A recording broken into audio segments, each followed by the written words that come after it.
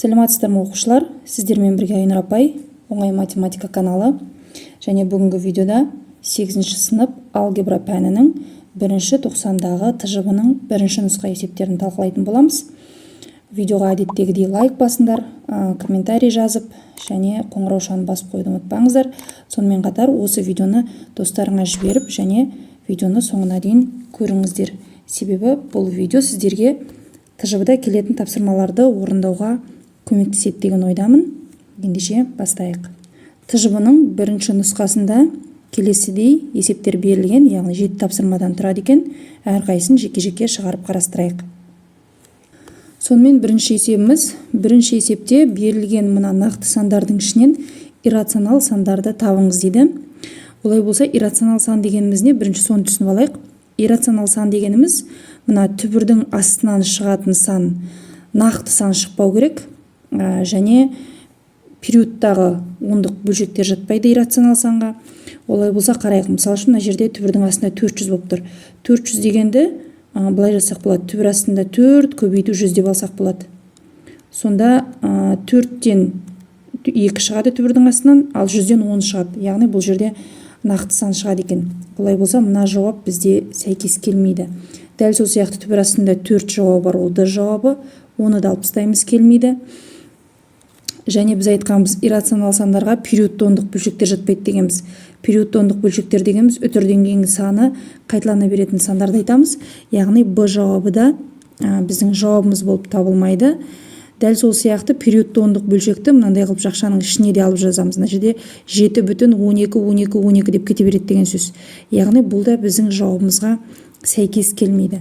Сонда бізде қалған бір ғана жауап тұр. Г жауабы дұрыс болады. Екінші есепте түбір асты саны төмендегі сан аралықтарының қайсына тиісті дейді. Яғни мына берілген жауаптардың қайсының ортасында түбір астында 2 болады деген сөз. Енді бізде түбір астында 2 нақты сан болып шықпайтын болғандықтан, біз мына жауаптарды түбірдің астына керісінше кіргізу арқылы тексерсек болады. Және бұл жерде, мысалы үшін мына жауапты алатын болсақ, бұл жерде 2 дегеніміз түбірдің астына кірген кезде 4 болады, ал 4 дегеніміз түбір астына кірген кезде 16 болады. Яғни квадраттап түбір астына кіргіземіз. Сонда мына түбір астында 2 деген 4 пен 16-ның ортасына жатпайды. Олай болса, Д жауабымыз дұрыс емес. Енді мына жердегі санды қарайық. 1,6-ның квадраты түбірдің астына кіргізу үшін, ол бізде 2,156-ға тең. 16-ны 16-ға көбейтіп тапсақ та болады. Және 1,9 ол бізде түбірдің астында 3,161 болады. Яғни бұл екі аралықта да түбір астында 2 жатпайды. Өйткені мына 2,156 деген түбір астынан үлкен болып кетіп тұр. Керісінше ол кіші болу керек еді. Яғни Г жауабы да келмейді. В жауабын қарайтын болсақ, 1-ді түбір астына кіргізсек, ол 1 болады. 1,5-ті түбірдің астына кіргізсек, ол 2,125 болады. Немесе басқаша айтқанда, мына 15-тің квадратын тауып алсақ болады. Және мына жерде үтірді 2 орынға жылжытамыз. Міне мына жерде бізде есепте берілген түбір асты 2, ол осы екеуінің ортасында орналасады. Мына В жауабы бізде дұрыс келіп тұр. Олай болса, қалған мына екеуін тексеріп көрейік. Мына жерде енді Б жауабын алмаймыз мүлдем. Өйткені бұл жерде минус таңба тұр. Түбірдің астынан минус сан шықпайды. Сол себепті бұл Б жауабын мүлдем алмаймыз. Ал мына А жауапқа келетін болсақ, түбірдің астында 0 ол 0 болады. Ал 1,1 дегеніміз түбірдің астында 11-дің квадраты 121, және үтірді 2 орынға жылжытсақ 1,121 болады. Сонда біздің есебімізде берілген түбір асты 2, ол мына 2 аралықта жатпайды. Түбір астында 2 ол 0-ден үлкен, бірақ 1,121-ден кіші бола алмайды. Сол себепті біздің мына А жауабымызда дұрыс емес екен. Сонда біздің дұрыс жауабымыз ол В варианты. Үшінші есептеңіз деп берілген. Мен мынаны әрі қарай жалғастырып жазып кетейін. 810 дегенді 81 көбейту 10 деп алсақ болады. Және 40 дегенді 4 көбейту 10 деп жазуға болады. Енді осы жерде түбір астында 81 көбейту 4 деп жазып алып, сосын мына 10 мен 10-ды көбейтіп жіберсек 100 болады. Енді түбірдің қасиетіне сәйкес мына көбейткіштерді жеке-жеке түбірге алуға болады. Яғни түбір астында 81 көбейту түбір асты 4, көбейту түбір астындағы 100 деп алсақ болады. Және әр санды жеке-жеке түбірдің астынан шығаруға болады. 81 түбірдің астынан шыққан кезде 9, өйткені 9-дың 2 дәрежесі 81-ге тең. Көбейту 4 түбір астынан 2 болып шығады, өйткені 4 дегеніміз ол 2-нің квадраты. Дәл сол сияқты 100 түбірдің астынан 10 болып шығады, өйткені 100 ол 10-ның квадраты. Енді осы сандарды көбейте қойсақ, 9-ды 2-ге көбейтсек 18, 18-ді 10-ға көбейтсек 180 есебіміздің жауабы. Төртінші есепте мына берілген екі санды салыстыру керек. 2 түбір астында 200 және 10 түбір астында 8. 200-ден де 8-ден де бүтін сандар шықпайтын болғандықтан, біз керісінше мына сыртында тұрған сандарды түбірдің астына кіргіземіз. Олай болса, бірінші жағдайда бізде түбір астында мына 2 түбірдің астына кірген кезде 4 болады, және көбейту түбір астында тұрған сан 200. Және екінші санымызда дәл сондай, 10-ды түбір астына кіргізсек ол 100, және оны түбірдің астында тұрған санға көбейтеміз.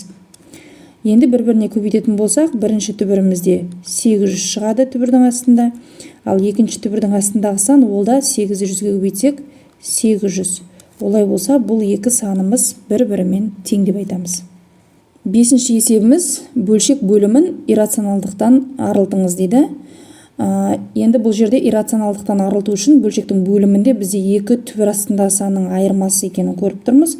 Және түбірдің астындағы санды түбірінен құтылу үшін оны біз квадраттауымыз керек. Яғни мына 2 санның квадраты болу керек, квадраттың айырмасы. Ол бізде қысқаша көбейту формуласы а квадрат минус б квадрат деген формулаға келу керек. Бұл формулаға сәйкес а минус б көбейтілген а плюс б деген екі жақшаға жіктелетін еді. Және бізде қазір міне 2 өрнектің айырмасы бар. Міне мына жақшамыз бар деген сөз. Ал қосындысы жоқ. Ендеше біз теңдеуімізде дәл осы қосылғышқа көбейтуіміз керек. Яғни түбір астында 17 қосу түбір астында 6 көбейтілу керек бөліміне. Және есептің бастапқы берілген шартын өзгертпес үшін бөлімін қандай санға көбейтсек, алымын да дәл сондай санға көбейтуіміз керек. Яғни сондай өрнекке. Түбір астында 6. Яғни былай қарап отырсаңыздар, қазір соңғы жазған екі жақшаны бір-бірімен қысқартып тастайтын болатын болсақ, онда есебіміздің бастапқы берілген өрнегі қалады. Енді осыны ары қарай ықшамдайық. Есептейтін болсақ, бөлшектің алымын көшіріп жазып қояйық. 33 көбейту жақшаның ішінде түбір астында 17 қосу түбір астында 6. Ал бөлімінде қысқаша көбейту формуласын пайдаланамыз, өйткені бізде екі жақша көбейтіліп тұр, және біріншісінде 2 өрнектің айырмасы, екіншісінде дәл сол 2 өрнектің қосындысы. Яғни міне мына формулаға келіп тұр. Олай болса, ол бізде басқаша а квадрат минус б квадрат деп жазуымызға болады. А-ның орнында бізде түбір астында 17 тұр, яғни түбір астында 17-нің квадраты. Азайту б-ның орнында бізде міне түбір астында 6 тұр. Түбір астында 6-ның квадраты деп жазып алсақ болады. Алымы сол қалпы қалады. 33 көбейту түбір астында 17 қосу түбір астында 6. Ал бөлімін есептейтін болсақ, мына түбір мен квадрат жойылып кетеді, сонда мында 17 шығады. Ал мына жерде түбір мен квадрат жойылып кетеді, 6 қалады. 17-ден 6-ны азайтсақ, 11 шығады. Енді бұл жерде 33 пен 11-ді қысқартып жіберуге болады. Екеуі де 11-ге бөлінеді. Мына жерде 1 қалады, мына жерде 3 қалады. Сонда есебіміздің жауабы 3 көбейту түбір астында 17 қосу түбір астында 6 болады.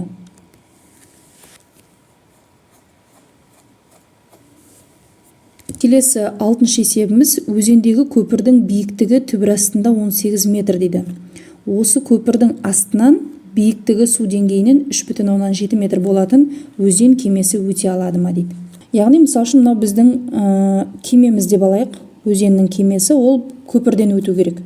Және көпірден өту үшін әрине ол көпірдің биіктігі мына кеменің биіктігінен үлкен болу керек қой. Мынандай көпір деп алатын болсақ, кеме көпірдің биіктігінен аз болу керек, кеменің биіктігі. Яғни көпірдің биіктігі деп тұрған біздің есебімізде міне түбір астында 18 метр. Бұлай болса жазамыз. Түбір астында 18, бұл көпірдің биіктігі. Ол үлкен болу керек мына кеменің биіктігінен. Кеменің биіктігі ол бізде 3,7 метр. Яғни 3,7-ден дейміз. Және бұл жерде маңыздысы мына өлшем бірліктеріне мән береміз. Екеуі де метрмен беріліп тұрма. Олай болса осы сандарының өзін ғана салыстыра қоямыз деген сөз. Енді осы сандарды салыстырайық. Түбір астынан 18 бүтін сан болып шықпайтын болғандықтан біз керісінше мына 3,7-ні түбірдің астына кіргіземіз. Олай болса түбір астында 18 деп жазып қоямыз. Үлкен болу керек. Түбір астында 3,7-нің квадратын табамыз. 3,7-нің квадратын табатын болсақ, 37-ні 37-ге көбейту арқылы да табуға болады. Ол 13,169 болады екен. Енді түбірдің астындағы сандарды салыстыратын болсақ, 18 ол 13,169-дан үлкен. Олай болса сұрақта міне өте алады ма деп сұрақ қойып тұр. Ал біз оған өте алады деп жауап береміз. Келесі 7-ші есеп. Мына берілген өрнекті ықшамдау керек. Ол үшін біз білеміз, бірінші жақшаның іші орындалады. Жақшаның ішінде бізде бөлшектердің қосындысы ортақ бөлімге келтіруіміз керек. Яғни әр бөлшекке жетпейтін бөлігін беруіміз керек біз ортақ бөлімнің. Яғни қосымша көбейткіш дейміз, немесе бірінші бөлшекке берілетін қосымша көбейткішіміз ол түбір астында А азайту түбір астында Б болады. Өйткені бұл жерде қосындысы бар, айырмасы жоқ. Ал екіншісінде керісінше түбір астында А қосу түбір астында Б болады. Енді осы өрнегімізді ықшамдап көрейік. Олай болса алымында түбір астында А көбейтілген мына айырма болады. Оны жақшаға алып жазамыз. Түбірдің астында А азайту түбір асты Б. Және екі бөлшектің ортасында қосу тұр. Сол себепті қосу. Енді түбір астында А-ны көбейтеміз. Келесі біздің өрнегіміз түбір астында А қосу түбір астында Б-ға. Бөлшектің бөлімінде осы екі өрнектің көбейтіндісі болады.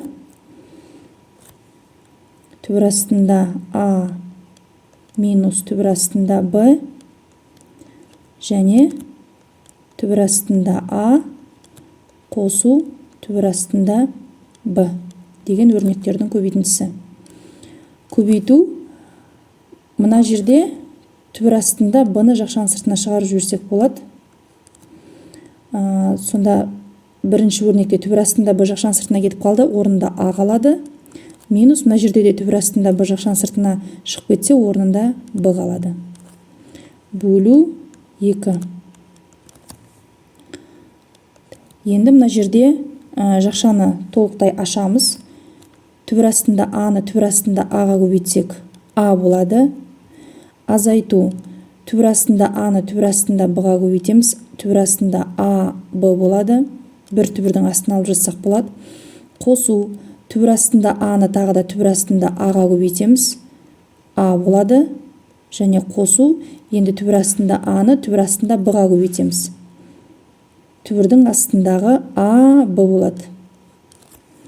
Ал бөлімінде қысқаша көбейту формуласын пайдаланатын болсақ, мына жерде міне екі өрнектің айырмасы көбейтілген екі өрнектің қосындысы. Олай болса, түбір астында А-ның квадраты минус түбір астында Б-ның квадраты деген өрнек шығады қысқаша көбейту формуласы бойынша. Және түбір астында А-ның квадраты дегеніміз ол А-ға тең, азайту түбір астында Б-ның квадраты дегеніміз ол Б-ға тең. Және екінші бөлшегімізді жазып қояйық. Түбір астында Б көбейтілген жақшаның ішінде А минус Б бөлу 2. Міне мына А минус Б мен А минус Б-ны қысқартып жіберсек болады. Және мына бірінші бөлшектің алымында минус АБ мен плюс АБ тұр. Екеуі жойылып кетеді бір-бірімен. Сонда А мен А қосылып 2А болады. Бөлімінде 1 қалады. Көбейту. Ал екінші бөлшегімізде алымында түбір астында Б, ал бөлімінде 2.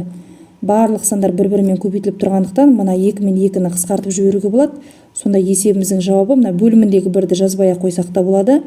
Яғни біздің өрнектеріміз тек алымында ғана қалып тұр. Онда есебіміздің жауабы А түбір астында Б болады. Осымен бүгінгі есептеріміз аяқталды. Видео ұнаса лайк басып, комментарий жазып, және каналға тіркеліп, осы видеоны достарыңызға жіберуді ұмытпаңыздар. Ал мен сіздермен келесі сабақтарға дейін қоштасамын. Кездескенше сау саламатта болыңыздар. Сіздермен болған Айнұр апай, оңай математика каналы.